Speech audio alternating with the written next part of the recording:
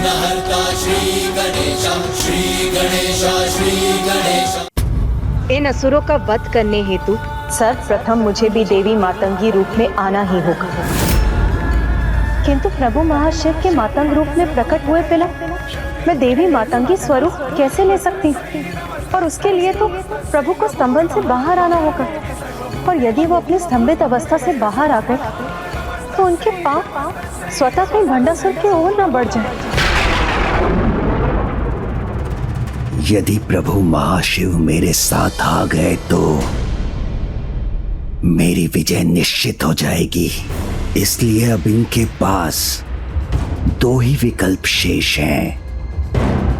विवश होकर प्रभु महाशिव को स्तंभन से मुक्त कर दें अथवा बिना कुछ किए ही अपनी पराजय स्वीकार कर लें, क्योंकि शुंभ निशुंभ की शक्ति से इनका उचित परिचय हुआ ही कहां है।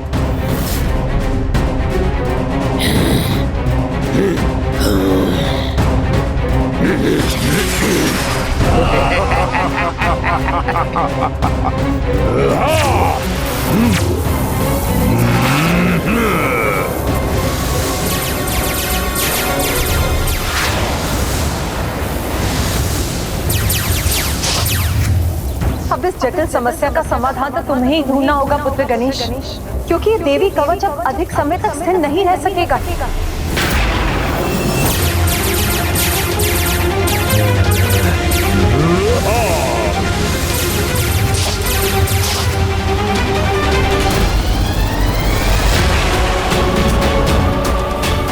आज कवच और देवियों का मान दोनों एक साथ टूटेंगे। विघ्नहर्ता, इस विघ्न का समाधान शीघ्र निकालिए, अन्यथा माता का मातंगी रूप कैसे प्रकट होगा? मुझे शीघ्र कुछ करना होगा।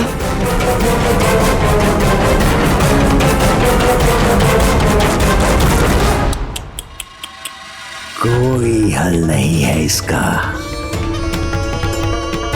हे प्रभु महाशिव, अब आपके स्तंभन से बाहर आने का समय हो चुका है।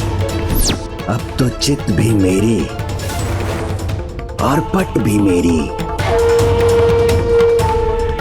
हाँ हाँ, सोचिए प्रभु, विचार कीजिए। बुद्धि के देवता है ना आप, तो आपकी इतनी परीक्षा तो चलती है।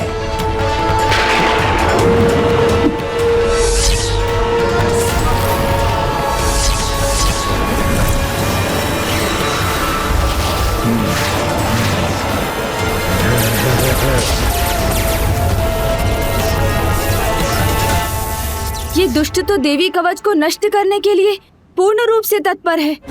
सोचो पुत्र, मुझे विश्वास तुम अपनी बुद्धि से समस्या का कोई उपाय अवश्य ढूंढ लोगे। माता, आपने कहा था स्थिर भाव से कोई समाधान अवश्य प्राप्त होता है, किंतु इस बार तो मुझे कुछ भी नहीं सूझ रहा है। पुत्र, जिस प्रकार पहले अंधेरा दिखाई देता और उसके बाद उसी अंधेरे में सब कुछ दिखाई देने लगता है, उसी प्रकार कभी कभी समस्या के स्रोत में उसका समाधान छिपा होता है। समस्या के स्रोत में उसका समाधान छिपा होता है।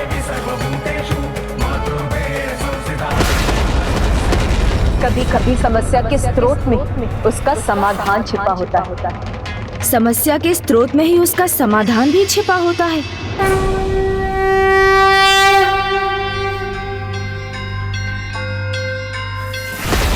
सोचो पुत्र, मूल समस्या क्या है? इन असुरों का वध, किंतु उसका उपाय? नहीं माता, उसका समाधान तो माता कौशिकी के प्रकट होने में है। तो फिर ये टूटता हुआ देवी कवच? इस समस्या का हल भी माता कौशिकी के प्रकट होते ही हो जाएगा, किंतु हल तो ये निकालना है कि प्रभु महाशिव के मातंग रूप के बिना माता मातंगी कैसे प्रकट हो। अब तुम उचित दिशा में सोच रहे हो पुत्र, किंतु अब तुम्हें इस दिशा में और विचार करना होगा। समस्या तो ये है कि प्रभु महाशिव को उनके स्तंभन से मुक्त नहीं किया जा सकता, क्योंकि ऐसा होते ही वो भंडासुर के निकट चले जाएंगे और इसी स्तंभन के कारण उन्हें प्रभु मातंग शिव का रूप धारण करने का अनुरोध नहीं किया जा सकता। इसलिए मुख्य समस्या है प्रभु का स्तंभित होना, और समस्या के स्रोत में ही समाधान है। यहाँ प्रभु महाशिव स्तंभित अवस्था में है और वहाँ प्रभु मातंग शिव मूर्तिवत होकर गहन ध्यान में थे। मूर्तिवत अर्थात एक रूप से स्तंभित ही थे। प्रभु मातंग और प्रभु महाशिव की अवस्थाओं में कोई भेद नहीं, दोनों ही स्तंभित हैं। माता, आपने सर्वथा उचित कहा था, समस्या के स्रोत में ही उसका समाधान होता है। इसलिए आप अभी प्रभु महाशिव का ध्यान कर, उनके दर्शन प्राप्त कर माता मातंगी का रूप धारण कर सकती हैं।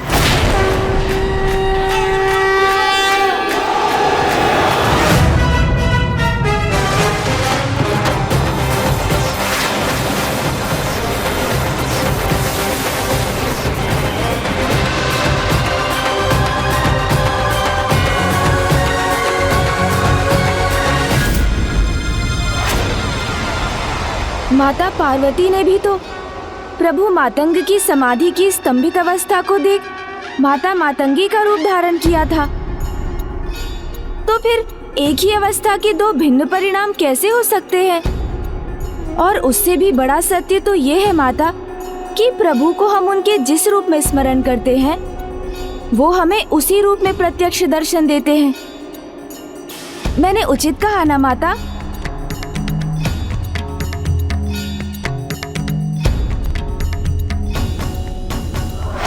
गणेश जी, अब आप कितना भी विचार कर लीजिए, परिणाम तो एक ही होगा,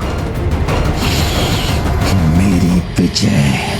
सत्य कहा तुम। एक ही अवस्था के दो अलग परिणाम नहीं हो सकते। मैं अभी प्रभु महाशिव के दर्शन कर मातंगी रूप धारण करूंगी, जिससे मेरे देवी कौशिकी रूप के प्रकट होने पर मैं इन असुरों का अंत कर सकूंगी। नमस्तस्यै नमस्तस्यै नमो नमः।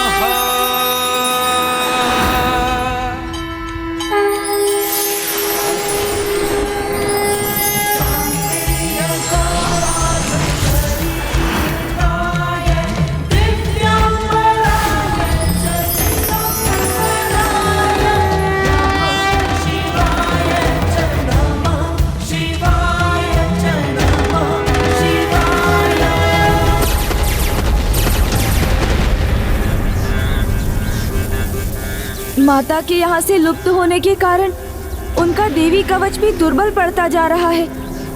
इसीलिए आप सभी माताओं पर इन दुष्ट असुरों के आक्रमण में अब अधिक समय शेष नहीं। माता को अभी बहुत कुछ करना है और समय बहुत कम है।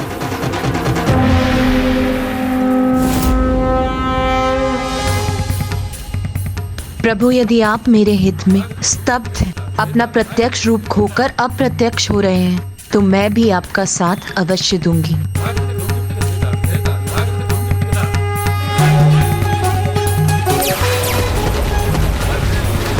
अब तो जब माता कौशिकी विंध्यवासिनी के रूप में युद्ध भूमि में लौटेंगी, तभी इन असुरों का विनाश आरंभ हो सकेगा। और अभी तक तो हमें उनके मातंगी रूप लेने का भी आभास नहीं हुआ है। उन्हें इसमें इतना समय क्यों लग रहा है?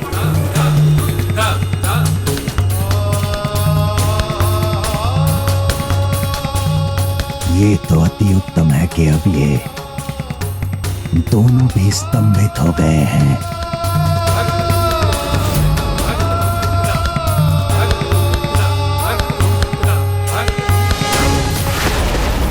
ईश्वर के ही समान सनातन मंत्र तो देवी शक्तियों के प्रतीक हैं। ईश्वर जब स्वयं प्रकट नहीं होते तो उनके स्थान पर मंत्र ही होते हैं।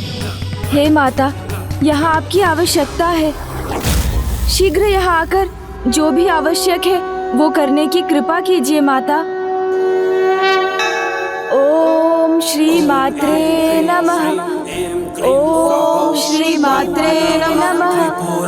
सुंदरी ये तो दुर्बलता की आहट है। जब विपदा सामने आती है और उसका सामना करने का कोई उपाय नहीं होता, तो जो बलहीन होते हैं वो भगवान का नाम जपने लगते हैं।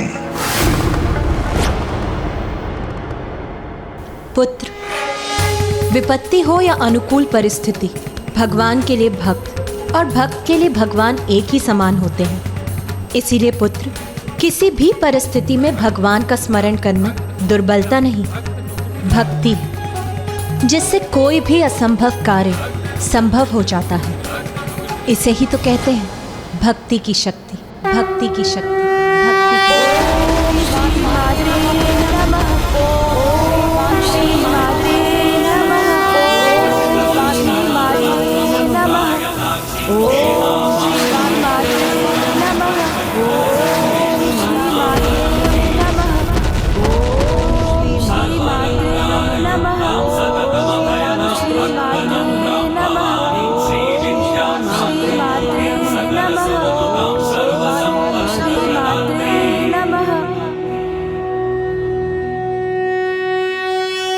माता, आपके यहाँ आने में अब तनिक भी विलंब नहीं हो सकता। कृपा कीजिए माता।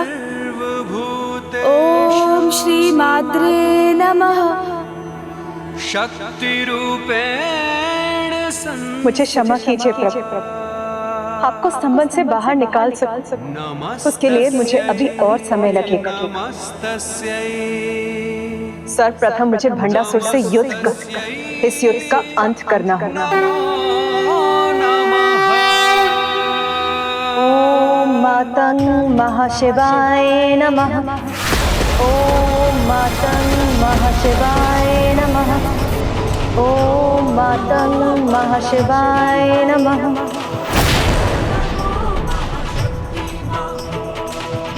माता ने हमारी पुकार सुन ली और अब वो शीघ्र माता मातंगी रूप धारण करने जा रही हैं।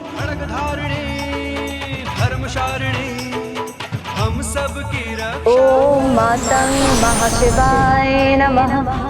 ओम मातंग महाशिवाय नमः। ओम मातंग महाशिवाय नमः।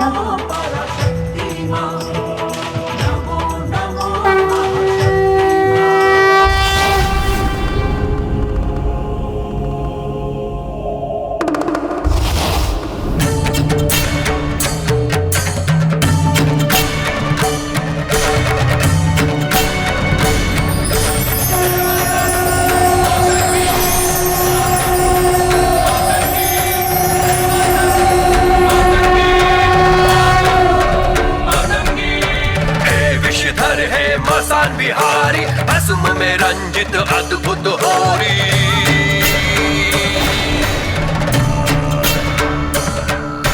भूत पिशाच संग कैसी हहोरी, भस्म में रंजित कैसी ये होरी। हे मातंग मातंगी मातंग मातंगी, हे मातंग मातंगी मातंग मातंगी। काल विकराल रूप रंग नेत्र लाल है, भाल गाल भस्म रमे सर्प छोड़े हाल है।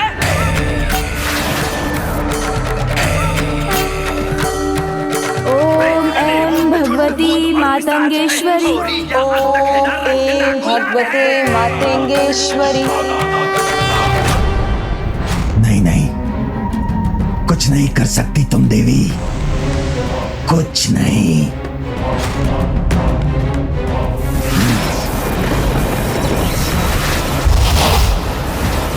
देख क्या रहे हो?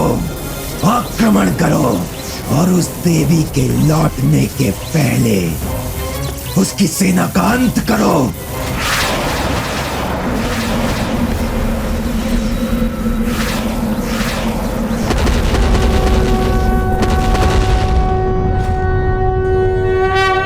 ओम ऐं भगवती मातंगेश्वरी। ओम ऐं भगवती मातंगेश्वरी। और जब माता कौशिकी विंध्यवासिनी के रूप में युद्ध भूमि में लौटेंगी, तभी इन असुरों का विनाश आरंभ हो सकेगा। ओम ऐं भगवती मातंगेश्वरी। ओम ऐं भगवती मातंगेश्वरी।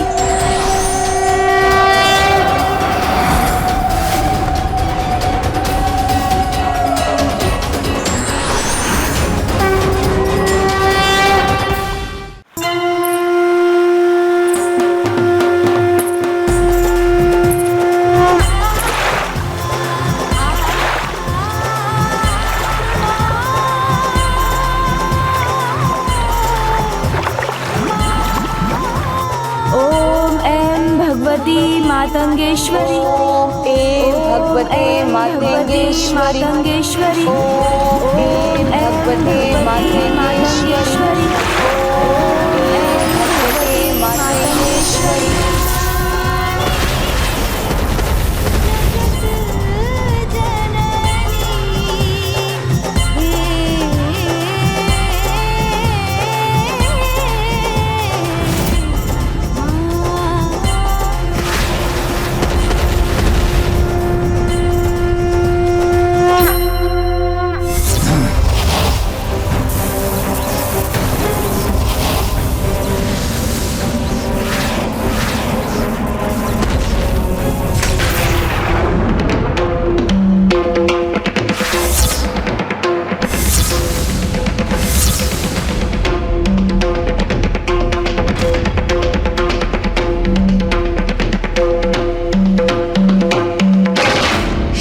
शुंभ, अब बिना विलंब किए इनकी मुख्य देवी के लौटने के पहले इन्हें स्तंभित कर दो और अपनी अपार शक्ति से इन्हें कुचल कर रख दो।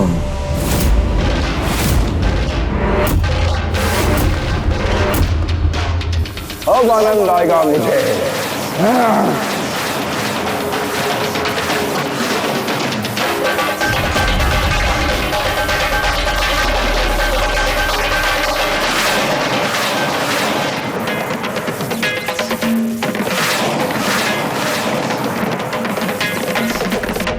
हे माता, आप कहाँ हैं? कहाँ हैं आप?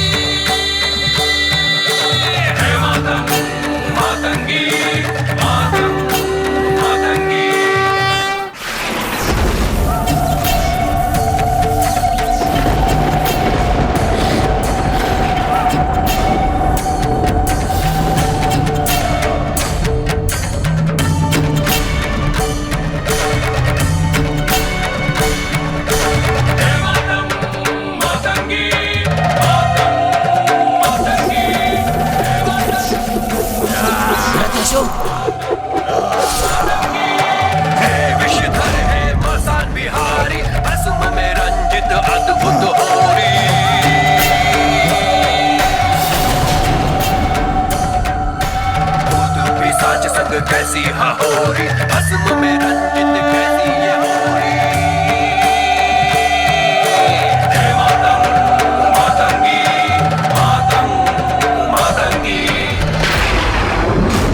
अब आ ही गई हो देवी तो यहाँ से वापस नहीं जा पाओगी।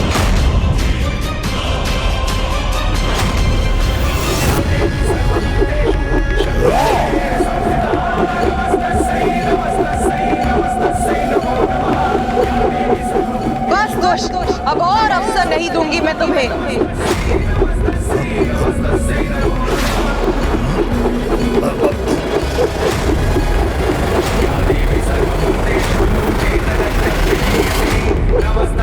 नमस्ते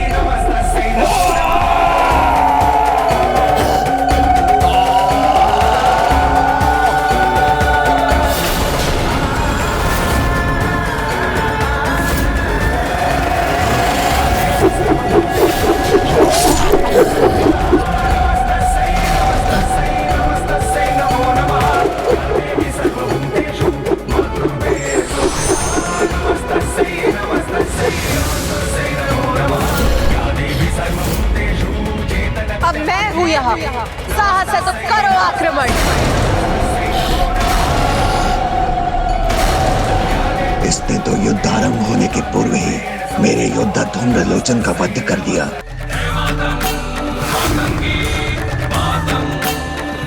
आओ दुष्टों, आओ और अपनी मृत्यु से भेंट करो, क्योंकि पाप और पापियों का अंत करना तो मेरा स्वभाव है। आगे बढ़ो, बढ़ो आगे।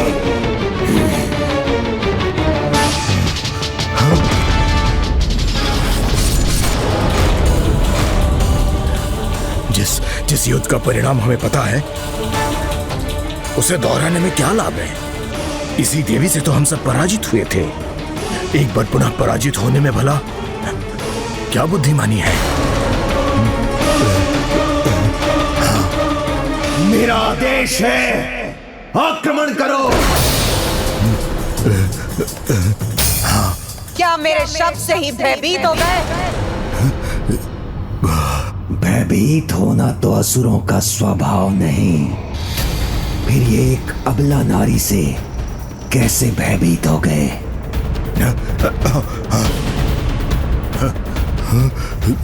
भंडासुर का युद्ध तो आरंभ होने के पहले ही अंत की ओर है। ये क्या?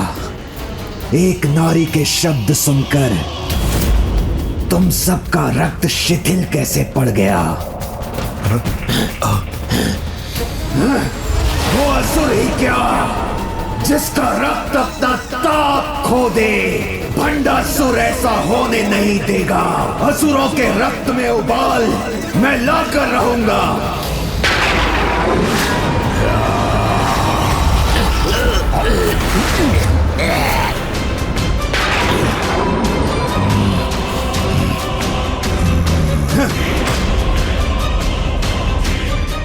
आगे बढ़ेंगे, अंत करेंगे इस नारी का।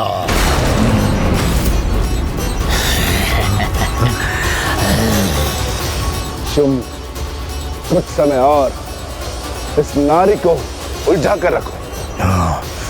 मेरे हाथ पुनः बढ़ते इस स्त्री को स्तंभित कर मैं उसे बंदी बना लूंगा।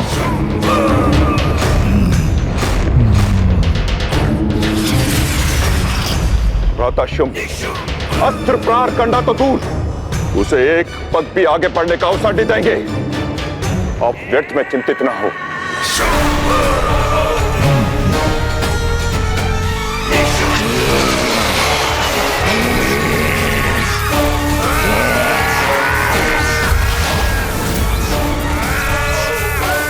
इस तुच्छ स्त्री को स्तंभित करने की कोई आवश्यकता नहीं है सम्राट शुंभ।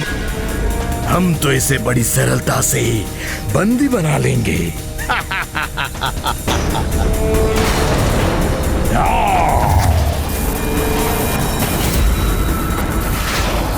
मैं रक्त बीज, रक्त ही मेरा आधार। मैं करूंगा वार। इस बार इस नारी के रक्त से स्वयं को तृप्त करूंगा, पान करूंगा इसके रक्त का।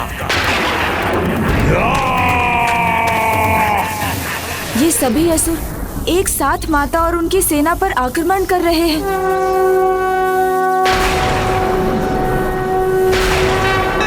जय जय हो जय मां बगलामुखी, जय जय हो जय मां बगलामुखी।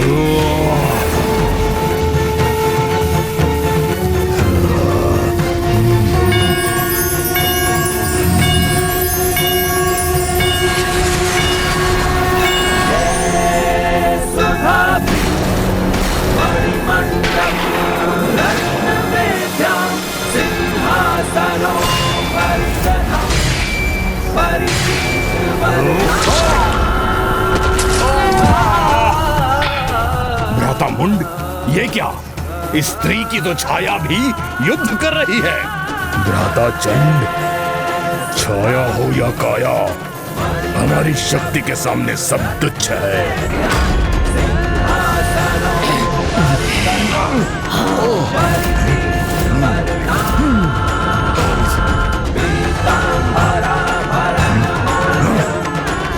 रक्त बीज है हम, रक्त ही हमारा आधार। हमारे रक्त की जितनी बूंदें धरा पे गिरेंगी उतने ही रक्त बीज उत्पन्न होंगे। यदि इसका रक्त बहने से हमारी सेना में विस्तार होता है तो अवश्य अगला प्रहार इसी पर होना चाहिए।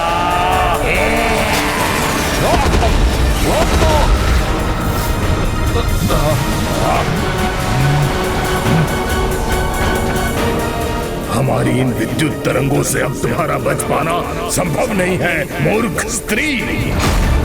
हम इन दोनों को मिटाकर ही श्वास लेंगे।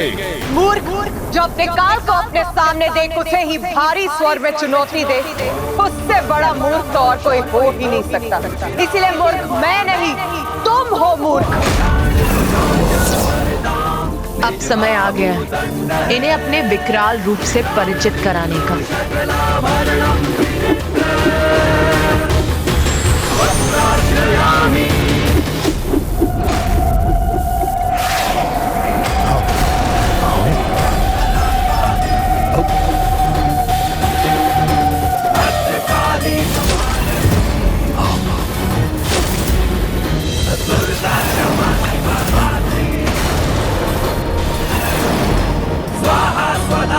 माता काली के सामने तो कोई नहीं टिक सकता।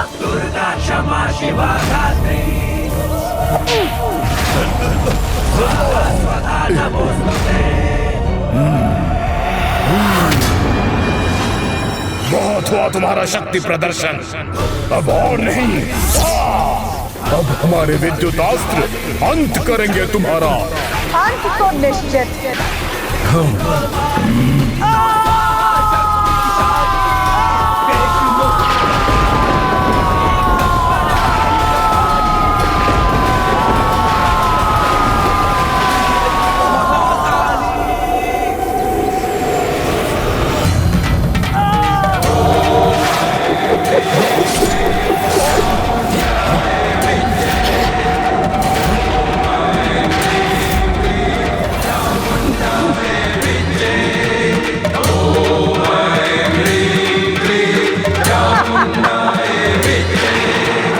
माता महाकाली की मुस्कान, उनके श्वेत दंत ऐसे लग रहे हैं जैसे उजले मोती या मोगरे के पुष्प हों।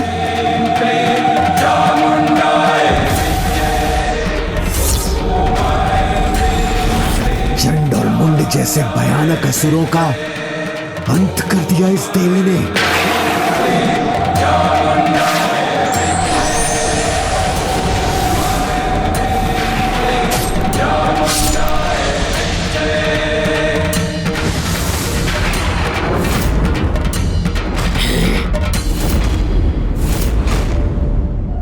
फिर से आपने अपना नाम प्रमाणित कर दिया, देवी चामुंडा।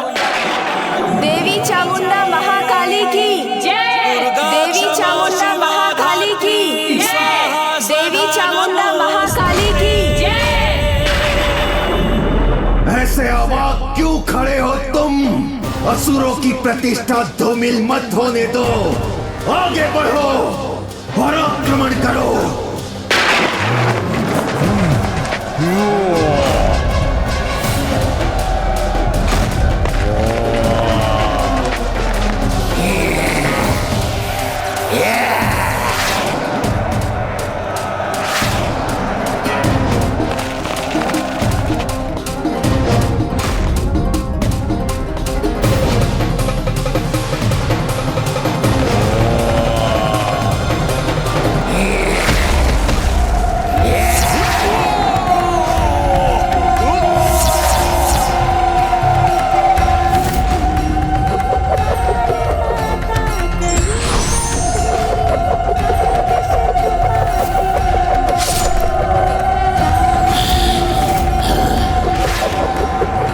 निशुंभ रुकने वाला नहीं है और तीव्रता से आक्रमण करूंगा मैं।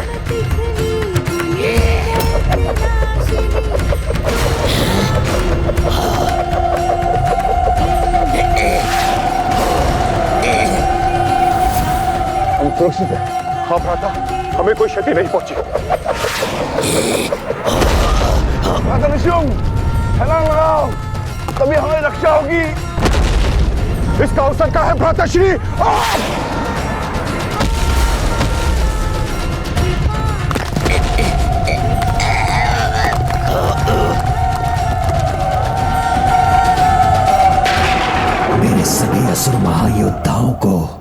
ऐसे कैसे पराजित कर सकती है ये?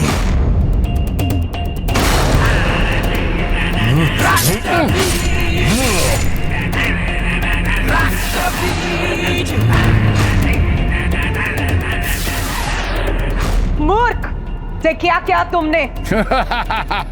असंख्य और रक्त बीज उत्पन्न कर माता को घेरने के लिए रक्त की वर्षा की है इन दुष्टों ने। उचित है, इसका परिणाम तो तुमको भुगतना ही होगा।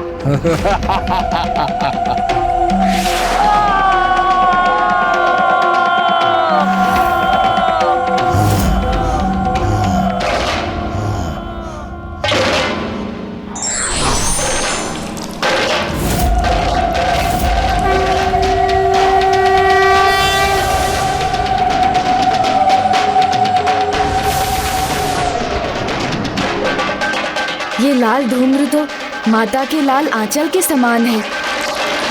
माता अवश्य कुछ अद्भुत करने वाली है।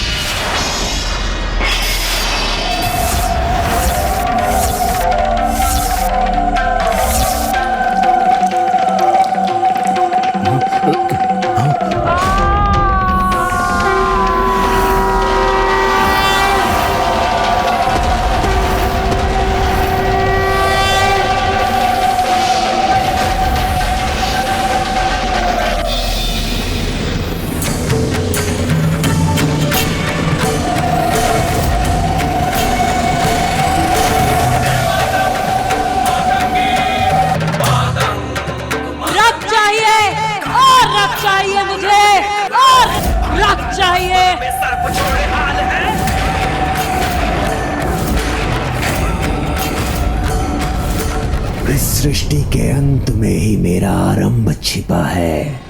वो अंत चाहे कोई असुर करे या कोई देवी देवता, मुझे कोई अंतर नहीं पड़ता। मुझे तो बस अपनी बनाई हुई सृष्टि चाहिए।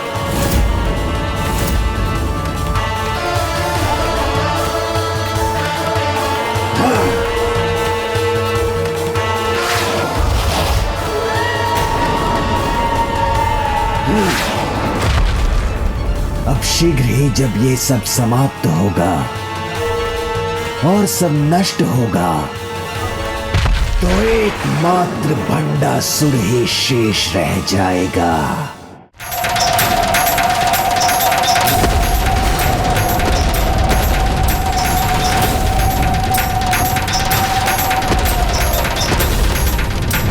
पिछली बार भी माँ महाकाली के क्रोध और उनकी भूख दोनों को शांत करना कठिन हो गया था, किंतु पिताश्री के आने से ही माँ शांत हुई और तभी सब पुनः सहज हुआ।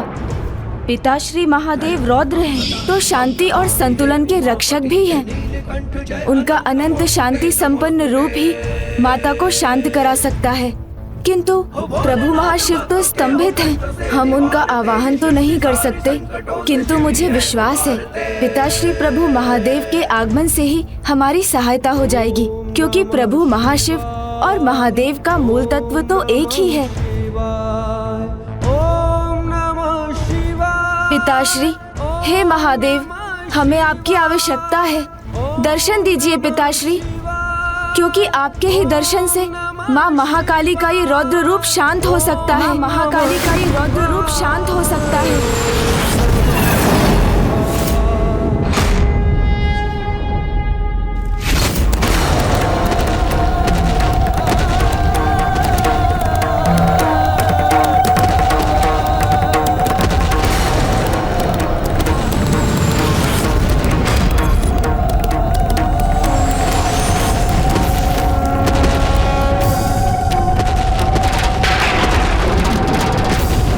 देवी महाकाली, रक्त बीज का अंत हो चुका है, इसलिए कृपा करके आप भी शांत हो जाइए।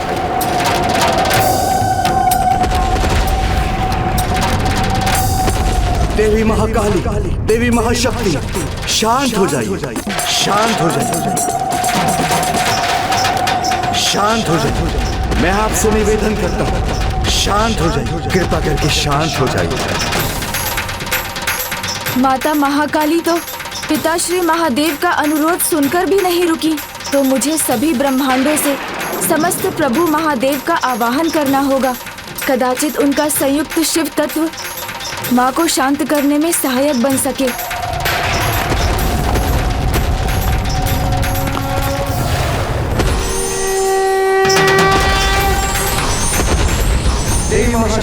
शांत महाकाली, शांत हो जाए, शांत हो जाए, शांत हो जाए, देवी शांत हो जाए।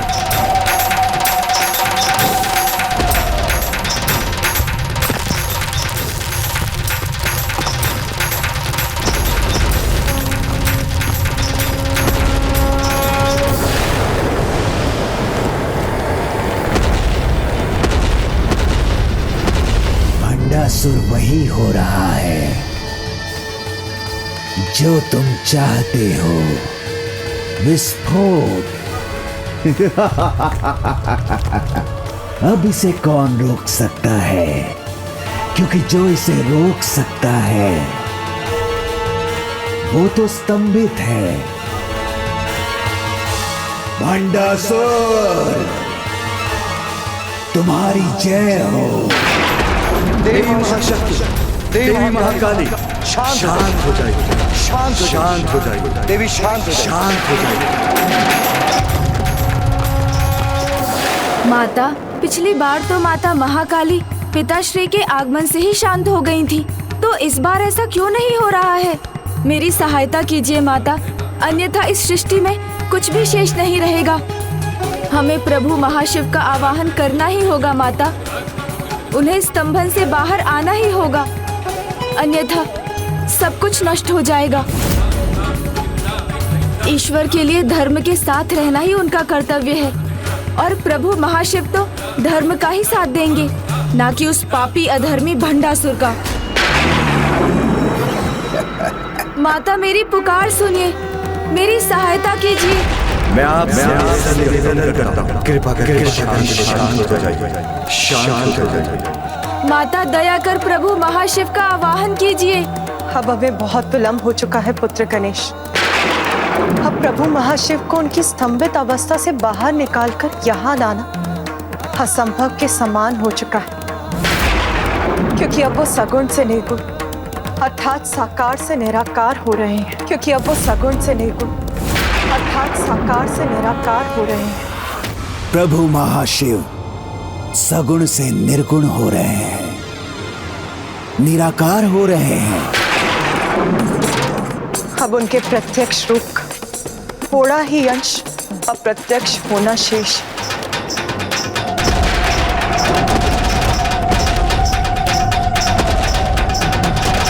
ये नहीं हो सकता माता, इस घटना को रोकने का अवश्य कोई उपाय होगा।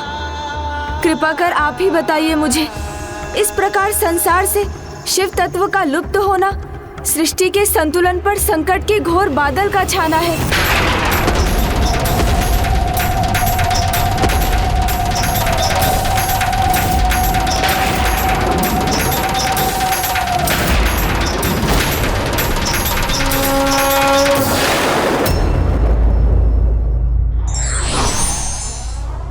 नारी उस शक्ति की प्रतीक है जो सृजन और विनाश दोनों कर सकती है।